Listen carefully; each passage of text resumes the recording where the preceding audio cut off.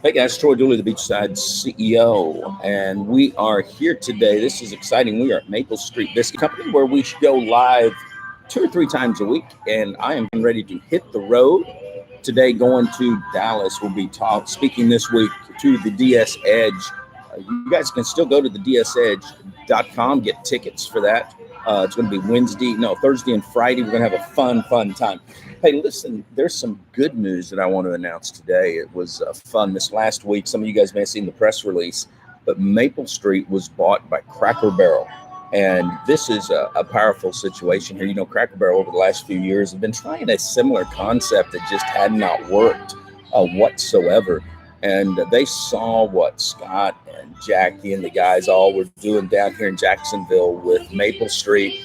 And it's a phenomenal situation. And I want to talk a little bit because we live in this post-trust era where you can't trust anybody.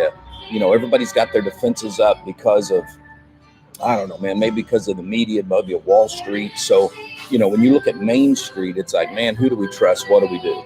And when you look at the culture that Cracker Barrel has created, the way that when you walk into that store, when you walk into the restaurant, it is something where you feel at home. It brings back the nostalgia of a time gone by. It reminds me of when I go to Disney, actually, and I sit there and I look at the history of the world. They show a beautiful rendition from the turn of the century, the 1900s, up until the end of the 1900s. So it's pretty cool. And that when you go into a Cracker Barrel, that's what you see. But their value system there, what they accomplished there is pretty cool. And then when you look at Maple Street and you realize that this is a company that believes in second chances. Matter of fact, I love that as being part of their value system at Maple Street, because here you can be a felon, you can screwed up your life, you can do whatever. And they say, hey, we don't care about your past, we care about your future.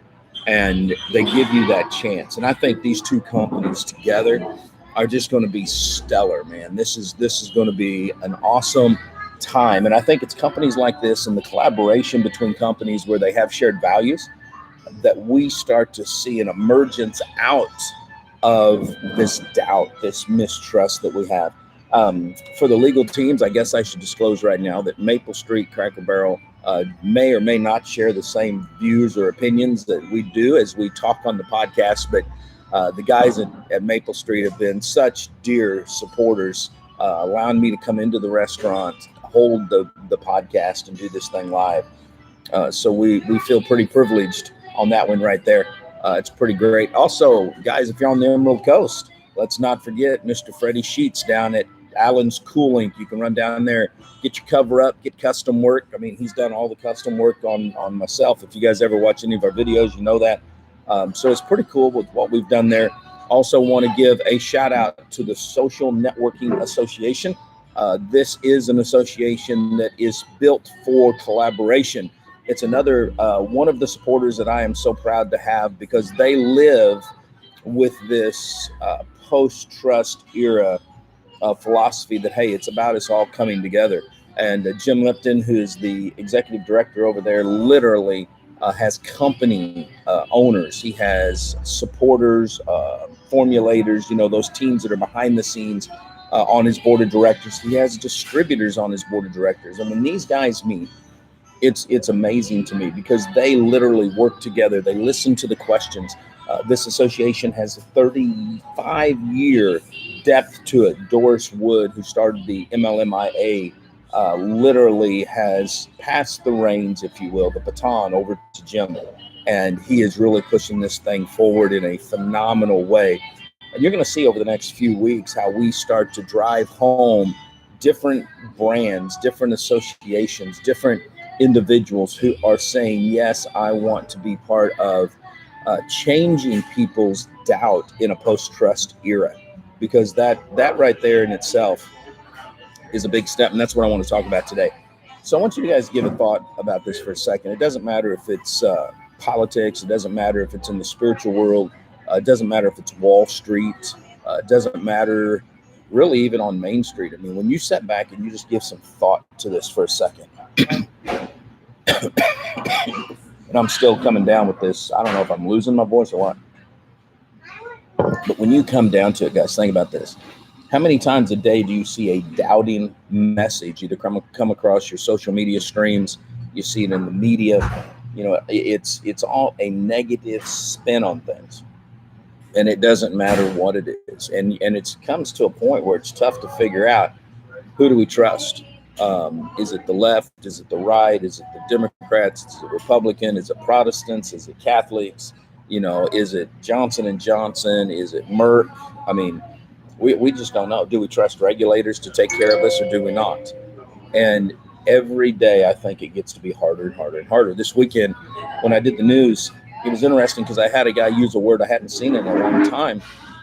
And he said, "Hey, you just do these so you can be relevant. You're an old man." He's a millennial. He goes, you should get off the air. You don't have hair. The sun shines off your head. And as I was reading through his comment, he later deleted it. But as I was reading through his comment, I got to thinking about that. And it's like, wow, I am from a generation that a lot of the millennials, a lot of the Gen Z, a lot of the alpha that's coming up, they don't trust us because of all of the stuff that they've seen, whether it's their parents, whether it's their church leaders, Boy Scouts, Girl Scouts, doesn't matter.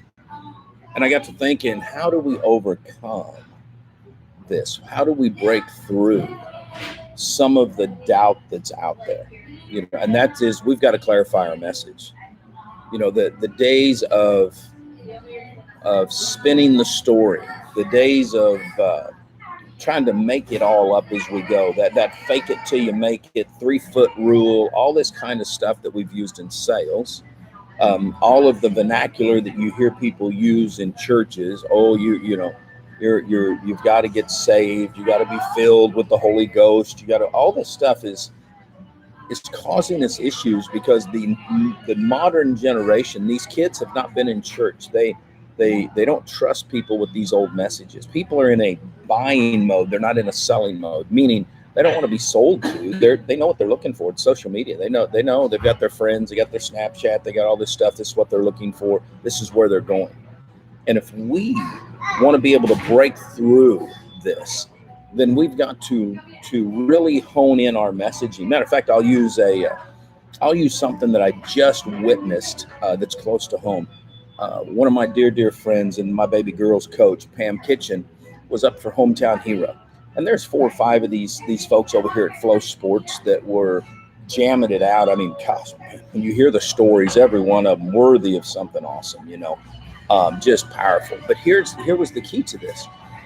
She was ahead. She was jamming it out. Everybody was excited.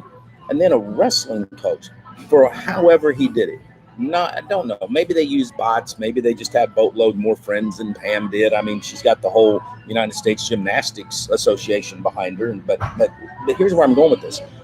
Very quickly, what was supposed to be a powerful, positive situation started to turn south a little bit because we live in a post-trust era. All of a sudden, people were jamming it out, saying, well, wait a minute, we think there's some cheating going on. We think this, we think that. It was the first time Flow Sports had ever gone through anything like this. I think it may be the first time that these types of hometown heroes have ever gone through something like this. I mean, it was truly starting to get out of hand. And an amazing thing happened on this. And this is something that this is how companies, this is how associations in a post-trust era collaborate and come together. At the end, the wrestling coach and Pam, who's the gymnastics coach, were just a smidgen apart. And instead of just giving them one person $25,000 and being the hometown hero, Quicken Loans stepped up and said, look, this time let's do both. Let's do $50,000, give both of them $25,000 apiece. Totally amazing to see that happen. And that's what we have to do. If we want to live in this post-trust era, we got to get rid of the race. We got to get rid of the color. We got to get rid of the ethnicity. We've got to realize, hey, you know what? We're in this together. We all have the same end game. We all want to win. So when I went back over and I looked at this kid's comments, I just didn't respond to them. He had some other comments, phenomenal questions he was asking, some points that he raised. But when I looked at his doubt, I thought, it's not worthy of responding to that, because I don't know what he's walking through and what he's going through. I know what my kids go through, and heck, half the time my kids probably don't trust me, because that's what they live. They see all this stuff that goes on in life. So today we're going to draw this to a close.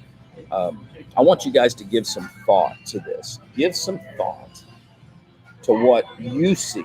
How do you live? What are you living now? What is going through your mind every day in this post-trust era that we live in? Give that some thought, and then do this for me. Find a quiet place. Just find a place where you can chill a little bit and start going back and try to find out where you in your life started to make that shift. Where was it that you started to talk more negative than positive? Where was it that you were seeing the glass half full? I mean, half empty instead of half full. Because if you can dig backwards and find that point in your life, that's where you can start shifting back into the direction that you need to go. It isn't going to be easy. Okay, it's going to be one step at a time. I catch myself doing this all the time, and I'm in communications.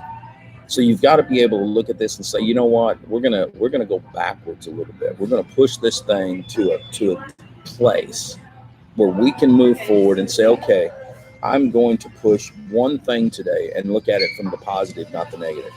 I'm going to push one thing and try to change me, not try to change somebody else. And I'm going to start looking and living and doing this. And I'll tell you, here's another little challenge. And I promise I'm going to let you go. I sound like a preacher who gives you an ending point 3 times. Here's what I want you to do. Go through your social media streams today. And when you find somebody having a hard day, give them a positive message. Not fluff, not hype, nothing like that. Make it heartfelt. Let them know. And if you have somebody in your life where you actually have their phone number, they're going through a tough time, just reach out and give them a call this time. Don't text them. Don't email them. Don't social media.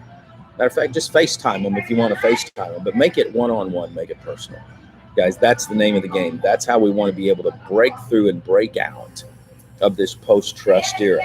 Again, we're going to be in Dallas Thursday and Friday up there. So you definitely should be coming to the DS Edge if they're there. If you guys literally want to learn what it takes to start a direct sales company, what it takes to take your company to that next level, it's going to be a fun time. We're going to have a great crew that's there, and you get some one-on-one time.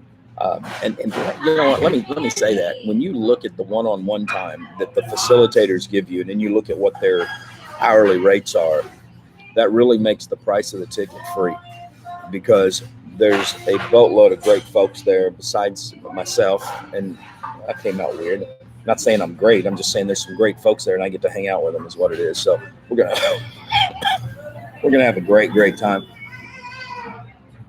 Guys, stay humble, stay strong, and you've been listening to a voice in mainstream America.